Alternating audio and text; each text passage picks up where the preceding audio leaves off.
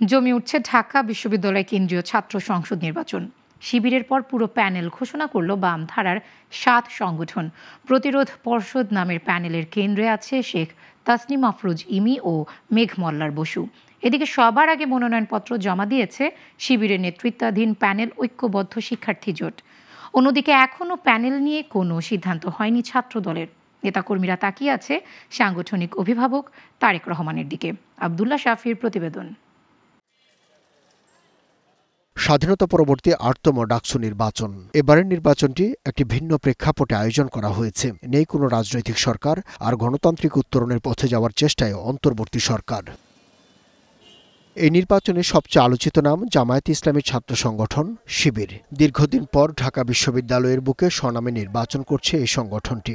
ঐক্যবদ্ধ শিক্ষার্থী জোট নামে প্যানেলের মনোনয়ন জমা দিয়েছে সবার আগে। মঙ্গলবার ঢাকা বিশ্ববিদ্যালয়ের নওয়াব আলী সিনেট ভবনে চিফ রিটার্নিং কর্মকর্তার কার্যালয়ে মনোনয়ন জমা দেয় তারা। প্রতিষ্ঠান সহ ধরলে 7বার ডাকছে, তার আগে 6বার হয়েছে।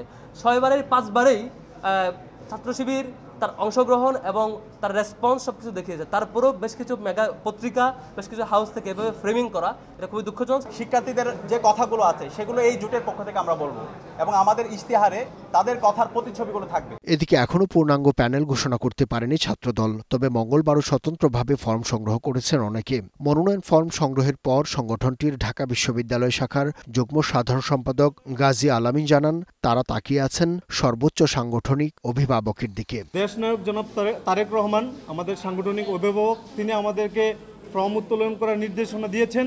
সেই জন্য আমরা আজকে ফর্ম উত্তোলন করেছি এবং আমাদের সকলের ডাটা আমাদের দেশনায়ক জনাব তারেক রহমান নিচ্ছে। অতি শীঘ্রই আপনারা প্যানেল দেখতে পাবেন। এদিকে ছাত্রদল না পারলেও পূর্ণাঙ্গ প্যানেল দিয়েছে বামধারা 7 সংগঠন। 28 সদস্যের প্রতিরোধ পর্ষদ প্যানেলের ভিপি পদে লড়বেন শেখ তাসনিম আফরোজ ইমি, আর জিএস পদে আছেন মেঘ মল্লার বসু। যদিও ইমি বাম সংগঠনগুলোর কেউ নন। প্যানেলটিতে আমরা সব রকম প্রতিনিধিত্ব রাখার চেষ্টা করেছি।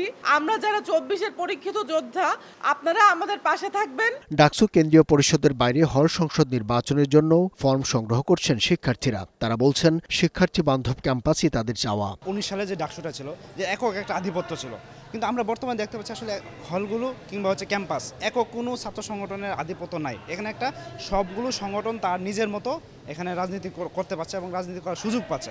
মূল তফসিলের কোনো ডেটে ব্যত্যয় না ঘটিয়ে আমরা আমাদের জমা এবং বিতরণ একটা দিন বাড়াইলে আমাদের মেজর কোনো ব্যত্যয় হয় না। বুধবার মনোনয়নপত্র জমা দেওয়ার শেষ দিন, 25 আগস্ট প্রত্যাহারের শেষ দিন, আর 26 আগস্ট দেওয়া হবে চূড়ান্ত প্রার্থী তালিকা। 9 সেপ্টেম্বর ভোট। এবার ভোটার প্রায় 40,000। আব্দুল্লাহ শাফি, গ্লোবাল টেলিভিশন, ঢাকা।